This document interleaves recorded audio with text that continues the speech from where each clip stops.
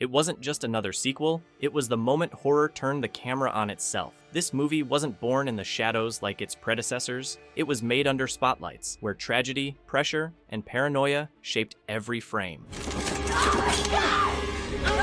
From rewrites to reshoots, from Hollywood satire to real-world scars, this was the film that dared to ask, what happens when horror stops being about teenagers? Now, you lose. And starts being about the people who make it. Behind the masks, the edits, and the chaos lies a story as twisted as Ghostface's blade. These are 20 weird facts about Scream 3. Number 1. Behind the glossy studio sets and heavy metal soundtrack lies a sobering truth. Scream 3 was shaped by real-world tragedy. After the Columbine High School massacre in 1999, Hollywood faced intense scrutiny over violent entertainment. Film studios, censors, and audiences pushed horror away from teen-centered killing sprees toward more self-reflective storytelling. In response, Scream 3 abandoned the high school slasher setting that defined the first two films and relocated its terror to a world of adults, a film studio lot where horror is manufactured for profit. The shift wasn't just narrative, it was cultural. The movie became less about youthful survival and more about the machinery of fame, trauma, and the uneasy relationship between Hollywood and violence itself. Number 2. The writing journey for Scream 3 was less a steady path and more a roller coaster with blind turns. Original writer Kevin Williamson was tied up with other commitments and delivered only a 20 to 30 page outline. Enter Aaron Kruger, who was brought on to finish the script, and he did so under enormous constraints. He later described being thrust into a huge, significant studio project on a tight timetable. Scenes were rewritten, pages arrived on the day of shooting, and the film's structure shifted multiple times mid-production. On set, actors would show up and find new pages taped to their script, doors changed, motives adjusted. For horror fans, all that turbulence gave Scream 3 a jittery, unstable energy. Like the house is slightly off its axis, and the killer might be hiding in the seams of the script itself. Number 3. Hold onto your mask, because the ending of Scream 3 didn't hatch with the film. It was born later. After principal photography wrapped in September 1999, the production returned in January 2000 to reshoot the finale. Why? The studio and Craven agreed the original conclusion didn't hit the emotional or suspense notes they wanted, so sets were reconstructed, extra takes filmed, altered actors inserted. On set during the reshoots, cast members reported sudden change of scene titles, prop orders shifted, actors recostumed. The finished film is therefore a hybrid, part original shoot, part emergency fix, part late-night rewrite. It gives the third chapter its uneven but distinctive feel, as though the final shot of Ghostface is winking at you. I nearly got away. Number 4. After the Columbine High School tragedy in 1999, Hollywood became intensely cautious about depicting violence, especially youth-driven violence on screen. When Scream 3 entered production that same year, studio executives at Miramax reportedly suggested a drastic move, releasing the film with no on-screen blood or gore at all. They wanted to distance the franchise from real-world controversy, fearing backlash against violent entertainment. Director Wes Craven, himself a master of balancing social commentary and scares, pushed back. He argued that Scream, without slasher imagery, would betray the series' identity. The compromise kept the kills but toned down their brutality. You wanna kill me? What are you talking about? The result is a strangely clean horror film. Still sharp and suspenseful, but haunted by the shadow of real-world tragedy. Number 5. Before Scream 3 became the Hollywood set mystery we know, it was almost an entirely different film. Kevin Williamson's original draft featured a dark, ambitious twist, a secret cult of Ghostface killers operating inside Woodsboro High. The idea was that multiple masked followers, obsessed with the original murders, were recreating the crimes, with a surviving killer from the first film acting as their leader. But after the Columbine shootings, Miramax ordered major changes to avoid depicting organized teen violence. The story was rewritten, erasing the cult and relocating the terror to Hollywood. Yet traces remain. Lines about copycats, obsession, and the idea of murder as fandom. Beneath the movie, we got Lies, a ghost of the movie we almost did.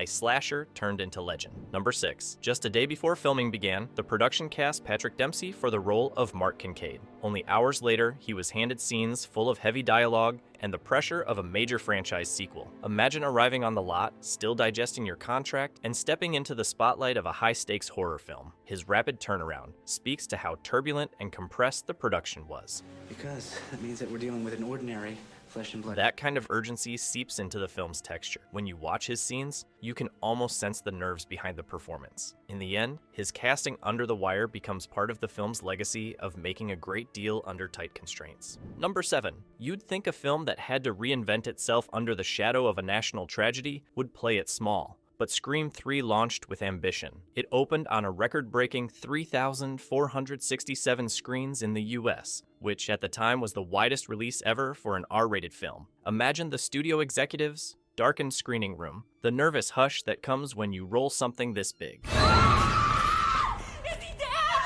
They trusted the franchise, the brand, the name, despite the upheavals behind the scenes. The film went on to gross about $161.8 million worldwide on a budget of $40 million. That contrast, massive rollout, turbulent production, cast the finished work in a strange light. It feels like everyone agreed to go big, even though they weren't entirely sure what they were releasing. It's the thrill of the risk as much as the horror of the mask. Number 8. By the time Scream 3 went into production, Neve Campbell was one of Hollywood's busiest rising stars, and her schedule became a major obstacle. Because of other filming commitments, she was available for only about 20 days of shooting, forcing the filmmakers to drastically scale back Sidney Prescott's screen time. As a result, much of the movie's focus shifted to Gale Weathers, Courtney Cox, and Dewey Riley, David Arquette, transforming the story's structure. Sidney, once the center of every frame, became a haunted presence, appearing in short bursts rather than driving the narrative.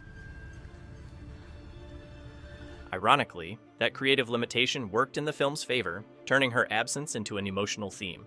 The survivor who can't escape her own legend, even from a distance. Number 9. Carrie Fisher's cameo in Scream 3 is one of those blink and you miss it moments that hides a fascinating story. She plays Bianca Burnett, a bitter studio archivist who jokes that she didn't get the role of Princess Leia because she wasn't the one who slept with George Lucas. That biting line? Fisher wrote it herself. Known for her sharp wit and Hollywood satire, Fisher reworked her dialogue on set to make it more sardonic and self-referential, turning a brief cameo into a meta masterstroke. In just one scene, she mocks celebrity culture, rewrites her own legend, and captures the film's theme of fame as horror. It's funny, cutting, and completely in character for a movie obsessed with Hollywood eating itself alive. Number 10. One of Scream 3's most unsettling moments comes when Sidney Prescott receives a phone call from someone speaking in her mother's voice. The dialogue is haunting.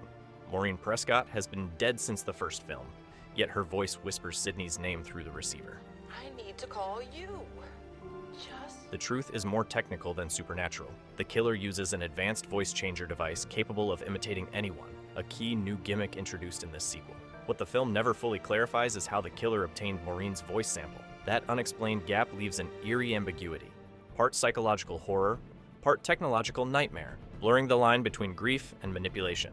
It's a chilling reminder that in Scream 3, even the dead can speak again. Number 11. Early in development, Scream 3 was set to open with one of the most striking visuals imaginable, a brutal murder staged beneath the iconic Hollywood sign. The scene would have echoed a real piece of Hollywood history, the 1932 suicide of actress Peg Entwistle, who jumped from the letter H after her career faltered. Wes Craven and his team saw it as a chilling metaphor, fame, tragedy, and death colliding on the city's most famous landmark. But permits, safety concerns, and the film's already dark tone led the studio to scrap it. What's left is a haunting ghost of an idea, the murder that never happened, beneath the sign that defines Hollywood's dreams and nightmares alike. Number 12, as the storyline shifts the action onto the fictional film set of Stab 3. The production team couldn't rely on the actual sets from the earlier films. They had been torn down. So for Scream 3, every Stab 3 set was a brand new replica of the original Woodsboro house, high school corridors, and other iconic locations. This means the film is literally built on reconstruction. Characters walk through familiar spaces that are new, built in studio lots, echoing what the movie is about. Fiction built on fiction. The effect is subtle, but psychologically interesting. The horror is happening in spaces that are the same, but not the same, reinforcing the fractured legacy theme. Number 13. In one of Scream 3's most clever Easter eggs, Parker Posey's character, Jennifer Jolie, the actress playing Gale Weathers in the in-movie Stab 3, wears the exact same lime green power suit that Courtney Cox wore as Gale in the original Scream. The wardrobe team intentionally reused it as a tongue-in-cheek nod to both continuity and Hollywood vanity. It's a costume joke layered inside the film's meta-framework. Gale Weathers!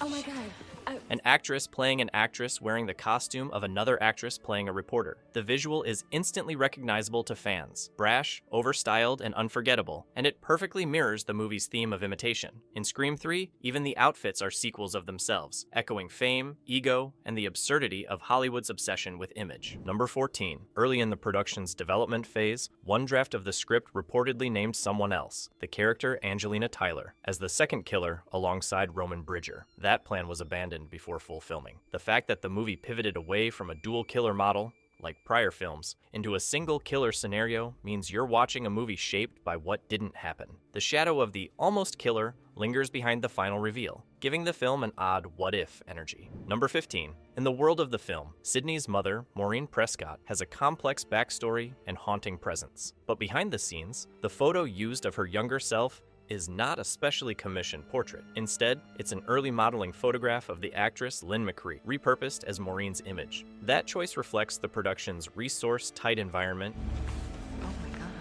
and creative, quick thinking. Use what you have, make it serve the story. When you notice that framed photograph on screen, you're seeing someone who wasn't originally cast for that shot, a hidden prop cheat that adds a weird layer of behind-the-camera improvisation to the film's theme of identity and image. Number 16. Wes Craven, the film's director, shows up briefly on screen. He appears walking by, carrying a video camera in one of the background shots. In a film that is consciously about films, about filmmaking and horror as spectacle, the director entering the film set becomes a sly wink to the audience. Yes, this is a horror movie. Yes, someone is pulling the strings. That cameo is tiny, but tone-setting. It reminds you that the world you're watching is made, framed, controlled, and that the killer might even be behind the camera. Number 17.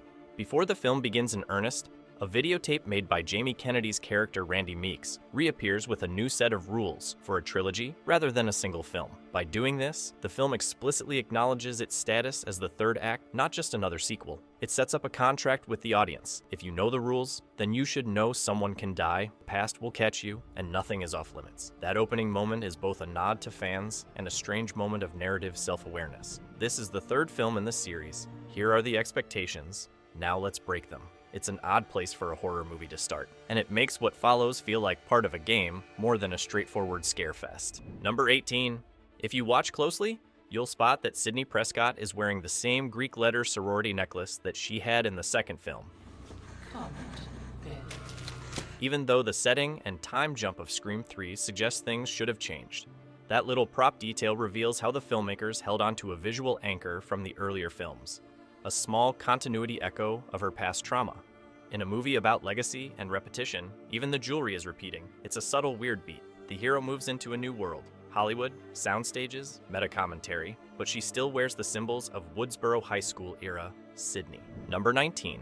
In a small but telling detail, one of the police station interiors in Scream 3 was filmed inside an actual abandoned police station, one that had only recently been vacated and still retained flickers of its old life. The producers rented the space, kept some of its original fixtures, and then dressed it with film world equipment. The result, the station you see on screen, has a tangible echo of real institutional atmosphere. It's not just set dressing, it's a haunted workspace turned movie set, blending real decay with fictional dread. That layering gives even mundane hallways a weird energy. Number 20. While Scream 3 divided critics, its soundtrack became an unexpected hit. Released on January 25, 2000, Scream 3. The album featured a powerhouse lineup of late 90s and early 2000s rock and new metal bands. Slipknot, System of a Down, Godsmack, Creed, Stained, and Fuel among them. The record captured the sound of its era, grinding guitars, snarling vocals, and dark cinematic lyrics that mirrored the movie's paranoia. It struck such a chord with fans that it was certified gold